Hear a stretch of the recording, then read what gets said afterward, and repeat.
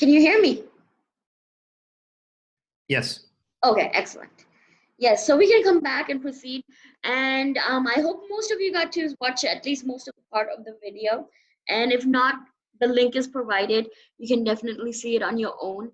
The idea was to show what global citizenship slash or the term civic engagement looks like in a new concept of something that's very new in Pakistan. Because one of the things that I have discovered as an educator in Pakistan, that this civic engagement, the concept of service learning, is very new.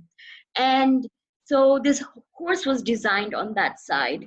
And the school that you saw is actually the school of former Chief Justice Jawad Khwaja. And he is also a faculty at LUMS, law faculty, but also a retired justice. And he acquired this land when he was working from some farmers who could not afford the land anymore. And then he turned half of it into his home and half of the land, or more than half, into a school for the villagers, the children of the villagers and such. And that site was the placement site. The other site for this course is the Aga Khan schools in the northern um, Pakistan, in Gilgit. And one of the third sites internationally has been three different universities in Istanbul, hence the title Tale of Two Cities. And this course I wanted to highlight was curated on its own, and mainly out of the need when I saw the students at LUMS who come from a very elite, most of them come from an elite family who may never have been introduced to the concept of service learning, of giving, of doing something that is more than just for the self. And but like a few of these students were required to take the course as a form of punishment of some, like getting caught doing drugs or something, for example. And but then most of the students did this out of their own will. And during the course, I always ask in the beginning, why are you here? And some of them will always give a very cheeky answer, because you're teaching it, or because we're expecting a straight A or such.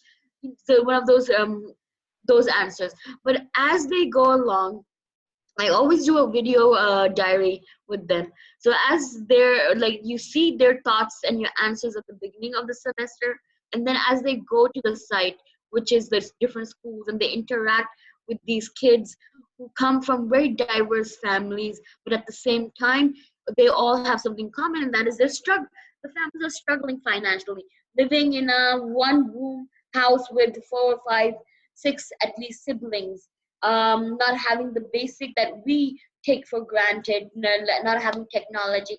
And one of the things I always tell the students, when you go into this such setting, like, make sure you're not wearing like branded clothes and things, and then be able to understand, and always having an open mind that you're going to be learning vice versa from them. So that's one example in locality in Lahore. And then in the northern areas, it's a totally different culture. The students, they are more in tune with their surroundings, with their own culture, with their nature as well. And then when it comes to internationally with Istanbul, the things that my colleague and I discovered, that it was with Istanbul is a different setting. It's an international city. It's more advanced, but their struggles are different. So when my students from Lahore interact with my colleague students from Istanbul, they have different struggles, but at the same time they realize it's also based on humanitarian level. And some of these struggles commonalities are what we call the sustainable development goals, like pollution, population, water, and then now, as you can see, the healthcare crisis. And questions like how is technology playing a role in such, all come. So I want to give, I actually wanted to present and then also hear your thoughts on how these now that we're going into a different side, and traveling may be a little difficult now, interaction, that human to human interaction, going to these sites in different may be different. What does global citizenship in your thoughts look like? And I would really like maybe an interactive discussion, if we can, with the technology on this. Maybe someone can raise hand, or however that is done. The concept of global citizenship, civic learning, civic engagement, service learning in this new trying times for us. How can we teach these values to our students? I'm gonna mute myself so people can talk.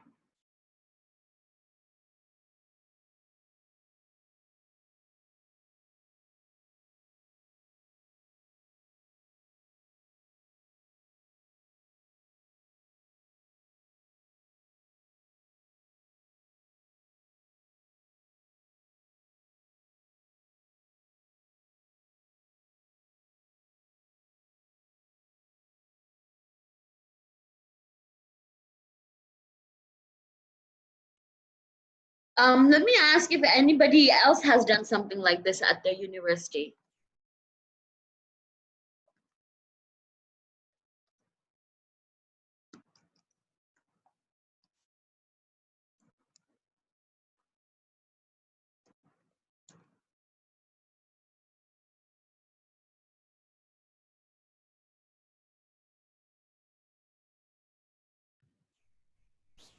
Hiba, I can just add in something very quickly, and that is, I've not done specific programs related to this, but I've used some of the UN Sustainable Development Goals, which I noticed the boxes in the video with some of those I think what 12 or 15 sort of SEG goals. So I think that can be some very powerful mechanisms to use to help people to think about that within not only their own context, but within a much larger global context of how where those sustainable development goals sit, how it impacts our communities and our students, and get them to look at that from multiple lenses. So that's something that and how that ties back into civic engagement, I think is a very powerful tool.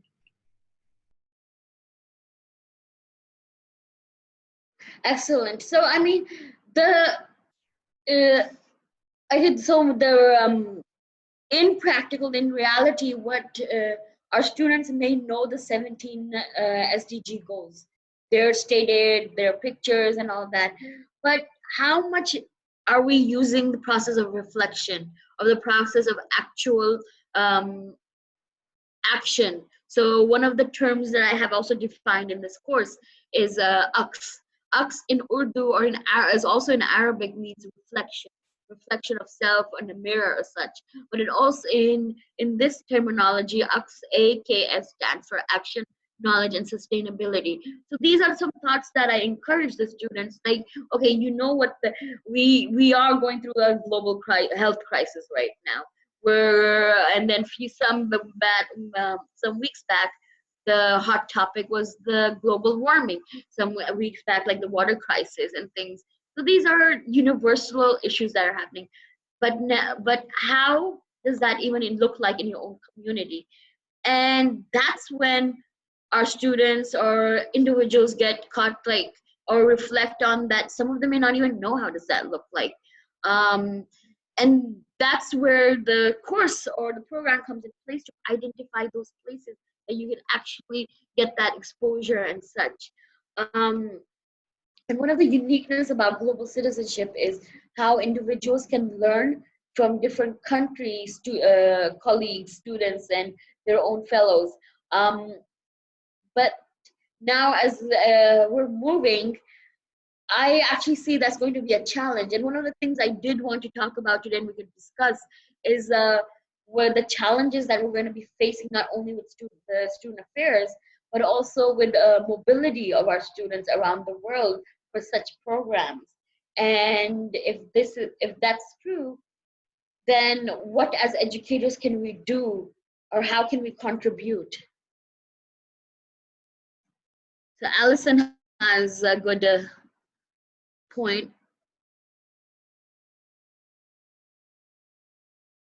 Allison says, I work in international education here in Qatar. I'm now in the process of designing contingency programs. I will say that the numerous cultural awareness, service learning, global citizen opportunities still be offered locally. We do not always need to leave the country in order to have an international experience. Alex, can you speak more about that in the sense, how would that look like?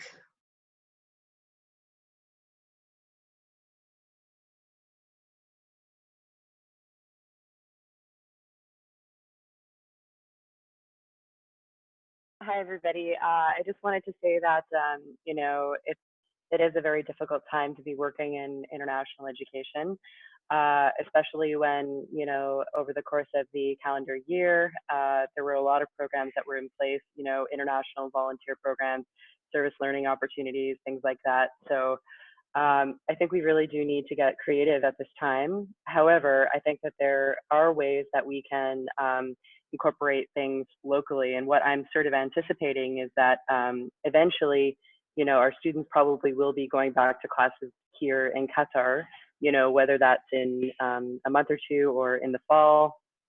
And actually, some of the repercussions that I sort of anticipate is that even if our students are back in class, their parents probably won't feel comfortable having them, travel internationally or participate in certain programs. This is just what I'm anticipating. Maybe I'll be wrong. But I think that, it's important to just provide students with as many opportunities as we can locally. So I'm actually looking at, developing different programs that would be offered sort of, over and above the normal courses that they would be taking, but just to kind of engage this particular group of students that would have been participating in these international programs. So I will say it is a unique time, but and we don't always have the answers. This is an unprecedented turn of events in the last month or two. But I think we just need to be creative. And while I don't always know exactly what this is going to look like, I am trying to offer programs, that can be carried out locally. So anyway, that's just what I want to say to everybody who's involved in this, area. I would just say that hang in there, because it is, it's a bit of a tumultuous time for everybody. So thank you. Thank you, Allison. I also wanted to add, if you could add, what are your thoughts with international students mobility? I was actually just curious about that, because these programs, civic engagement, are short term, but like long term, like a 4 year. And if you have international students at your institution, and what is being done for their well-being, but at the same time for their families' mental health and such, in the sense like what direction it is seems to be going toward. So my name is Allison Furlong. I'm the International Education Senior Specialist at CNAQ. It's College of the North Atlantic, Qatar. And actually, I'm not able to speak to any of those things because we actually don't have international students at CNAQ. We do have our students that prior to COVID-19 were, traveling internationally, participating in various programs on multiple continents, that kind of thing.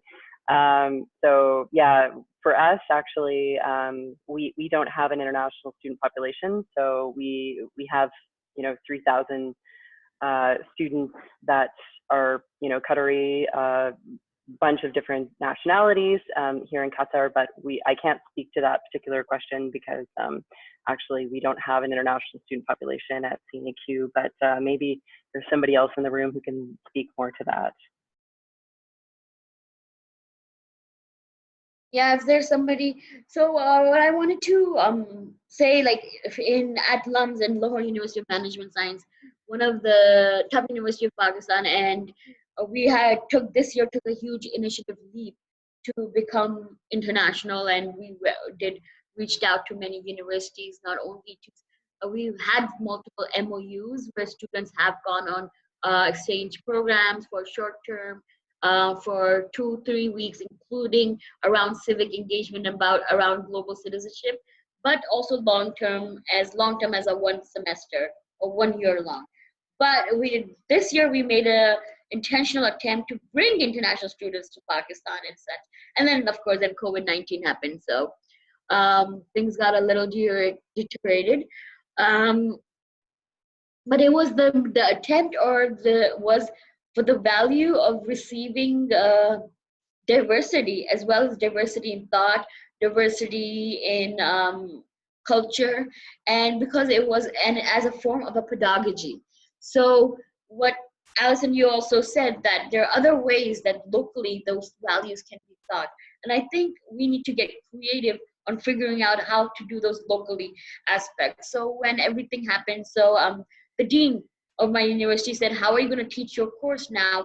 And I said, actually, it was two sites were the one that were traveling, one in the northern area, the other one in Istanbul. But the local site is still there, and those local concepts are still there, like of compassion, serving others, knowing human values and things. So maybe starting from local and then expanding those values.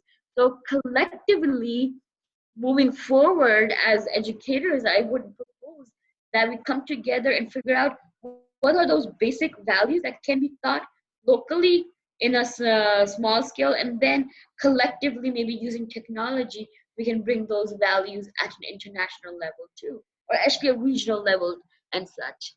Again, if there are other thoughts, I really would like to hear other people.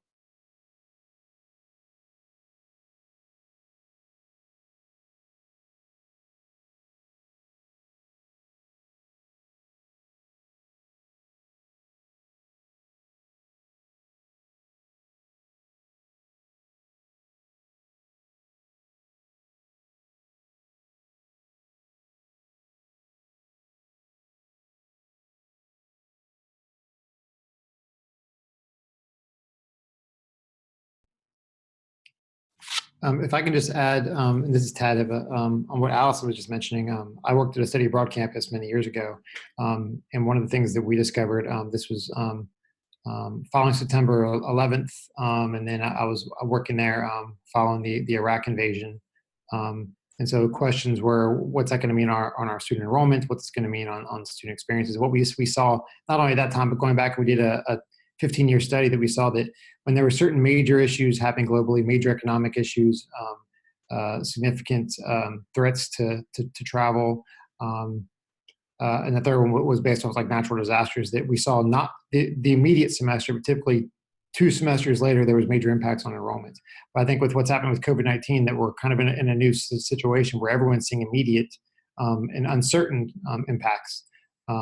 But I take what Alan said. There's lots of ways in which we can look to engage students with types of civic engagement, aspects of international and diversity, exposure within our own campuses and with our own communities, and in country, even if we lose the capacity to send students outside of certain geographical areas. So that's an excellent point. I think a great way for us to look at this in light of what you've been talking about, Hiba.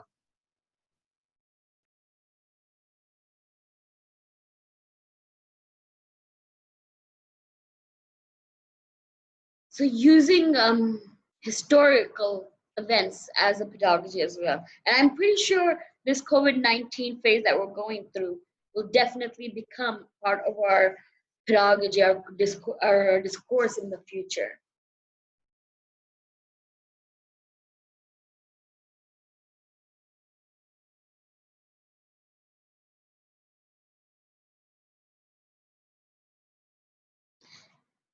Do we have individuals from other regions or other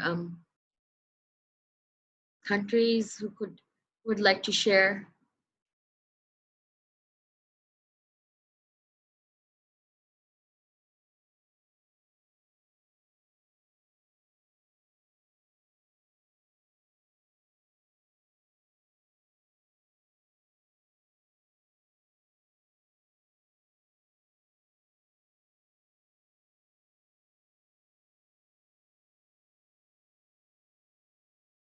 So some of the takeaways that I would really like to everyone take back into their own communities with the work we're doing and things. And I'm sure you all have been reflecting as in the past few days and weeks. what the field of student affairs look like. And moreover, the how the lack of human touch is being, are we replacing that, or are we even replacing that? And the lack of that human touch and humanity and the values in will they be taught over a screen robotically, and is that even a contradiction? So these are some thoughts that have been going, and even in preparing, thinking about the presentation today, this was like if we were in at the actual presentation in Qatar or Kuwait, it would have been more of a hands-on interactive discussion, and not only that, but it would have been more of a conversation of like between two cities, multiple cities, and sharing of aspects. And I guess that barrier now, technology may be great, but because of that barrier is still there, and it's really bothering me how we as the student affairs professionals can keep that connection with our students. When I take my students to Istanbul to do their projects, then one of their project was actually on animal welfare, because Istanbul has a very good way of treatment, how they treat their street cats and dogs.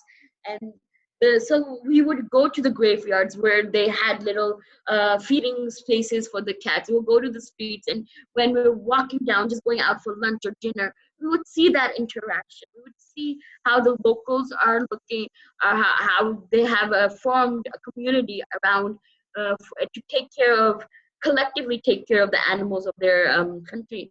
And and then one of my struggle right now is like, how do I teach that, or how do I show that to my students with that traveling or that exposure has been lost? And Allison did say, you did bring up a good point that we can do it locally, and then we'll just have to become creative.